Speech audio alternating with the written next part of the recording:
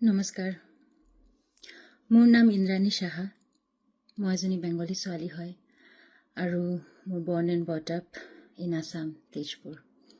আপোনালোকে যদি মোৰ ইনষ্টাগ্ৰাম আৰু ফেচবুক প্ৰফাইলটো আপোনালোকে চাব যে মোৰ নাম তাতে আছে indrani.tejpuri বুলি। তেজপুৰী সেইকাৰণে কিয়নো মই জন্মগ্ৰহণ কৰিছোঁ অসম তেজপুৰত। তাতে মোৰ শিক্ষা, মোৰ নৃত্য শিক্ষা, মই এজন আৰ্টিষ্ট এষ্টাব্লিছড হৈছিলোঁ, কাম কৰিছিলোঁ। মোৰ গোটেই 30 বছৰ মই তাতে ধুনীয়াকৈ কটাইছোঁ। তাৰপিছত মই বিয়া হৈ পেলাই লণ্ডনলৈ আহিলোঁ। অহাৰ পিছত ভাবিছিলোঁ বহুত কিবা কিবি কৰিম মোৰ নাচ আৰু গান লৈ পেলাই, কিন্তু atmosphere, support, society, environment was not like what it is back home. ঘৰত মই যেতিয়া আছিলোঁ তেজপুৰত, সৰু এটা টাউনত, তাতে মই ঘৰত বহিয়ে চব পাই গৈছিলোঁ। খুব আৰামৰ জীৱন আছিলে। মোৰ কাম, মোৰ ফেম, চব বস্তু কাৰণে মোৰ কেতিয়াও হাত পাতিব লগা নাই। কামো মোৰ হাততে আহিছিলে সদায়। কিন্তু ইয়াতে আহি মই একোৱে পোৱা নাই। তাৰপিছত মই মাতৃ হ'লোঁ। জীৱনটো আৰু ডিফাৰেণ্ট হৈ গ'ল, বহুত বেলেগ। ইয়াত ঘৰত গোটেইখিনি কাম কৰাৰ লগে লগে বাচ্চাটোকো ডাঙৰ কৰিব লাগে। আৰু সেয়েহে মই নিজৰ কাৰণে কেতিয়াও, মোক ভগৱানে যে এই গুণখিনি দিছিলে, মই কেতিয়াও আগবঢ়াই যাব পৰা নাই। 10 বছৰ, 11 বছৰ পিছত যেতিয়া মই ভাবা আৰম্ভ কৰিলোঁ যে মোৰ জীৱনটো ক'লৈ গৈ আছে, মোক ভগৱানে যিখিনি গুণ দিছে সেইখিনি মই একোৱেই কৰিব পৰা নাই। আৰু চবতকৈ ডাঙৰ কথা যোনটো মোৰ ভিতৰত আছে, যিহেতু মই ডাঙৰ হৈছোঁ এনেকুৱা এটা জেগাত য'ত মই ঘৰত বহিয়ে চব পাই গৈছোঁ, মই কাৰো আগত হাত পাতিব যাব নোৱাৰোঁ যে চাওক মই নাচিব পাৰোঁ, মোক নাচিবলৈ দিয়ক, বা মই গান গাব পাৰোঁ, মোক গান গাবলৈ দিয়ক। মই এইটো বস্তু কেতিয়াও এক্সপিৰিয়েঞ্চ কৰা নাই মোৰ লাইফত, আৰু সেইকাৰণে মই কেতিয়াও এইটো কৰিব পৰা নাই ইয়াত আহি পেলাই।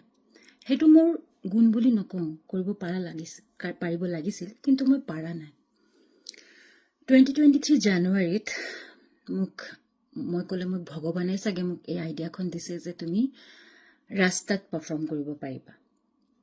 যেতিয়া মোৰ এই কথাষাৰ মোৰ মাইণ্ডত আহিলে, মই ৰিচাৰ্চ কৰা আৰম্ভ কৰিলোঁ এইটোৰ ওপৰত, যাক বাস্কিন বুলি কয়। তেতিয়া মই চালোঁ যে কেনেকৈ মই নিজক প্ৰিপেয়াৰ কৰিব পাৰোঁ আৰু কেনেকৈ মই নিজৰ ছেটআপ লৈ পেলাই কি তাৰ ৰুলছ আছে, কেনেকৈ মই ইয়াতে কৰিব পাৰোঁ এইটো। তাৰপিছত চালোঁ যে এইটো কৰাটো এনেই নহয়, মই এটা স্পীকাৰ আৰু মাইক্ৰফোন লৈ পেলাই গৈ পেলাই পাৰফৰ্ম কৰিলোঁ। ইয়াতে বহুত ৰুলছ ৰেগুলেশ্যন আছে। উইদিন 15 days মই গোটেইখিনি, কোনটো ছাউণ্ড বক্স মোৰ কাৰণে ইজি হ'ব টু কেৰি, বিকজ মই থাকোঁ 4th ফ্ল'ৰ, মানে গ্ৰাউণ্ড ফ্ল'ৰটো এৰি পেলাই তাৰ ওপৰতো 4th ফ্ল'ৰ। মই এই ডাঙৰ বাকচখন লৈ পেলাই, চুটকেছ এখন লৈ পেলাই তললৈ যাব লাগিব আৰু তলৰ পৰা ওপৰত উঠিব লাগিব মই অকলে। তাৰ ওপৰত লাইচেঞ্চ কৰিব লাগিব, যি ৰুলছ ৰেগুলেশ্যন আছে সেইবিলাকো মানিব লাগিব। চব ষ্টাডি কৰি ইনফৰ্মেশ্যন লৈ পেলাই মই 2023 জানুৱাৰীত মই মোৰ ফাৰ্ষ্ট ষ্ট্ৰীট পাৰফৰ্মেঞ্চ, বাস্কিং যাক কয়, মই কৰিলোঁ। আপোনালোকৰ লগত মই কেতিয়াও এনেকৈ শ্বেয়াৰ কৰিম বুলি মই কথাটো ভবা নাছিলোঁ, কিন্তু আজি এই কথাবিলাক আপোনালোকৰ লগত শ্বেয়াৰ কৰাৰ সময়ত মোৰ বুকুখন বহুত জোৰে জোৰে বিট কৰি আছে, কিয়নো এইটো বহুত ইম'চনেল কথা মোৰ কাৰণে। যোনদিনা মই ফাৰ্ষ্ট ইভিনিং মই ষ্ট্ৰীট পাৰফৰ্মেঞ্চ কৰিলোঁ, ৰাস্তাত গালোঁ, মই নিজকে কেতিয়াও তেনেকৈ ভবা নাই যে এনেকৈ কেতিয়াও কৰিম বুলি। মোৰ অনলি উদ্দেশ্য আছিল সিদিনা যে মই খালি গান গাব বিচাৰোঁ, মোৰ ওচৰত ষ্টেজ নাই। আৰু ভগৱানে কোনো চক্ৰান্তত মোক মিলাই দিছে যে ৰাস্তাটোৱে তোৰ ষ্টেজ হয়। মই এইটো ভাৱনাৰে গৈছিলোঁ। আৰু মোক কোনে চাব, কোনে মোৰ গান শুনিব, কিয়নো চেণ্ট্ৰেল লণ্ডনত মই গাওঁ হিন্দী ছং, বলিউড ছংছ, সেইটোৱে মই জানো, মই ইংলিছ ছং নাগাওঁ। যেতিয়া মই গৈছিলোঁ তেতিয়া 10 বছৰ 11 বছৰ পিছত যেতিয়া মই 2023 জানুৱাৰীত মই 4th ফ্ল'ৰত 4th ফ্ল'ৰ একো মানে কোনো আশাই নাছিলে যে মানুহে ৰখি পেলাই মোৰ গানো শুনিব বা ভাল পাব বা এনজয় কৰিব। মই খালি নিজক এনজয় কৰিবলৈ গৈছিলোঁ গোটেই প্ৰিপেৰেশ্যন কৰি পেলাই, যাতে মই নিজক ক'ব পাৰোঁ যে না মই গাইছোঁ আৰু যোনেই গৈ আছে ৰাস্তাৰ এফালে সেইফালে সিহঁতে শুনিছে। এইখিনিয়ে মোৰ আশা আছিলে। কিন্তু সিদিনা মই যেতিয়া পাৰফৰ্ম কৰা আৰম্ভ কৰিলোঁ আৰু মই কেইজন ফ্ৰেণ্ডক মই জনাইছিলোঁ, যদিও মোৰ বেছি ফ্ৰেণ্ড নাই এইটো দেশত, তেওঁলোকে আহিছে যোনে মোক চিনি পায়। আৰু লাহে লাহে উইদিন হাফ এন আৱাৰ বহুত মানুহ মোৰ আগত ৰখি গ'ল। আৰু at the and of my show' ইমান মানুহ ৰখিছে আৰু ইমান এনজয় কৰিছে মোৰ পাৰফৰ্মেঞ্চ। আৰু সেইটো মোৰ ফাৰ্ষ্ট ডে আছিলে। আৰু মই পইচা কাৰণে এটা বাকচ এটা লৈ গৈছিলোঁ যদি কোনোবাই বিচাৰি দিবৰ কাৰণে, কিন্তু মই একো আশা কৰা নাছিলোঁ কিমান পাম কিমান নাপাম। কিন্তু মানুহে মন ভৰি মোক পইচা দিলে সিদিনা। মই যেতিয়া মোৰ পাৰফৰ্মেঞ্চ শেষ কৰি পেলাই মই ঘৰলৈ আহি আছিলোঁ, সেই গোটেই জাৰ্ণিটো মই কেনেকৈ আহি গ'লোঁ ঘৰলৈ মই ক'বই নোৱাৰিলোঁ। সপোনত আছিলোঁ যেন লাগিছিলে। ঘৰত আহি পেলাই মই যেতিয়া টেমাটো খালী কৰিলোঁ যে কিমান পাইছোঁ চাওঁ, মই আচৰিত হৈ গ'লোঁ যে সেইখিনি সময়ত মানুহে মোক ইমান ভাল পালে আৰু মোক ইমানখিনি ধন দিলে যে মই কাৰো আগত চাকৰি বা কাম বিচাৰি যাব নালাগে।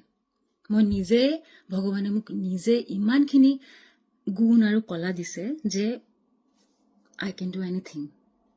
মানে য'তেই মই খৰা হওঁ, মই কনফিডেন্স লেভেলটো মোৰ ইমানখিনি বাঢ়িলে সিদিনা যে মই ভাবি ল'লোঁ যে মানে যি পদক্ষেপ লৈছোঁ মই নিজক সুখী কৰিবৰ কাৰণে, সেইটো খুব মানে মোৰ কাৰণে এলাইণ্ড আৰু। কিন্তু তাৰপিছত যেতিয়া সিদিনাটো এক্সাইটমেণ্ট আছিলে, তাৰপিছত যেতিয়া মই এজ এ কেৰিয়াৰ মই পাৰ্ট টাইম 2 দিনৰ কাৰণে চাকৰি কৰি আছিলোঁ, সেইটো সময়ত মই ডিচাইড কৰিলোঁ যে চাকৰিটো নকৰোঁ। কিয়নো মোৰ বাচ্ছাটোক চাবলগীয়া ঘৰত কোনো নাই, বহুত মোৰ মিলাই চলিব লাগে। So' this is the best thing for me to do. কিয়নো মই বাচ্ছাটোৰ আগে পিছে কামটো মিলাই ল'ব পাৰিম যেনেকৈ মোৰ ইচ্ছা, মই ইণ্ডিপেণ্ডেণ্ট। তাৰপিছত বহুত দিনলৈকে মই বহুত ষ্ট্ৰাগল কৰিছোঁ two go out from the home, take the whole journey and put my arrangement on the street and start singing. কিয়নো বহুত চুৰি হয়, বহুত ধৰণৰ মানুহ ওচৰেদি গৈ থাকে, বহুত ভয় আছিল আৰম্ভণিত। কিন্তু লাহে লাহে মোৰ সেই বাস্কিং এক্সপিৰিয়েঞ্চ যোনটো কৰি মই এজ এ প্ৰফেশ্যন নহয়, প্ৰফেশ্যনেলভাৱেই অকল নহয়, এজ এ পাৰ্চন যে কিমানখিনি গ্ৰ' কৰিছোঁ সেইটো মইহে জানো। আৰু মই বহুত কৃতজ্ঞ এইটো দেশত থকাৰ কাৰণে যে এইখিনি মই সুবিধা পাইছোঁ কৰিবৰ কাৰণে। বহুত ধুনীয়া এটা প্ৰচেছ, আৰু যিমানখিনি মানুহে মোক চায়, ৰখে, সিহঁতে ইমান সন্মান দিয়ে, ইমান আদৰ কৰে আৰু মোক মৰমেৰে পইচা দিয়ে। মই কাৰোৰ পৰা একো নিবিচাৰোঁ। মোৰ ষ্টেম্প থাকে তাতে, মই তাতে ৰখি গাওঁ, আৰু মোৰ এটা কাৰ্ড মেচিনো আছে। যাৰ মন যায় মোৰ গান শুনি পেলাই তেওঁলোকে তেনেকৈ মোক দিয়ে, আৰু সেইটোৱেই মই ছাফিচিয়েণ্ট।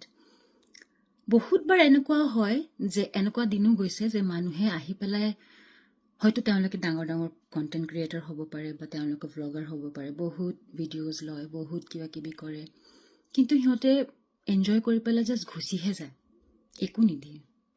আৰু মই সেইটোৱে ভাবোঁ সিদিনাকে যে মোৰ ফালৰ পৰা মই সিহঁতক সুখী কৰিব পাৰিছোঁ অলপ সময়ৰ কাৰণে।